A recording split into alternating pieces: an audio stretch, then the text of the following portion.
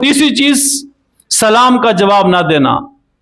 अब देखें, इस पे जरा हम थोड़ा सा अपने दिल को टटोलें। कितनी दफा ऐसे हुआ कि हमें सलाम का मौका मिला, हमने सलाम किया ही नहीं। ये तो आम बात है ना, सलाम न करना ये आम बात है। ये कहेंगे ओ जी कैसे हैं, ठीक है, ये कह देंगे, लेकिन अस्सलाम वालेकुम नहीं कहेंगे। ये कोई ऐसी गंदी बीमारी है, और ये क़यामत की निशानियों में से एक निशानी भी है कि सलाम उठ जाएगा।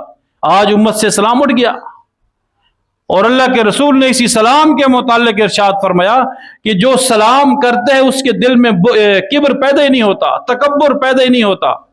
अस्सलाम वालेकुम कह दें, किब्र खत्म, तकब्बुर खत्म। आपका मुखालिफ कितना ही आपसे नफरत करता हो, उसको कह दें अस्सलाम वालेकुम रहमतुल्लाहि व बरकातुहू, नफरत खत्म। ये तजर्बा करके देख लें। सिर्फ सलाम का जवाब, आप सलाम दें या सलाम का जवाब दें, नफरत खत्म, बुग़्ज़ खत्म, किब्र खत्म, आपके अंदर की बीमारी खत्म। तो फरमाया कि कीना और बुग़्ज़ से जो एक और बीमारी पैदा, ये सारी मुस्तकिल बीमारियां हैं जो कीने से पैदा हो रही हैं। सलाम का जवाब ना देना।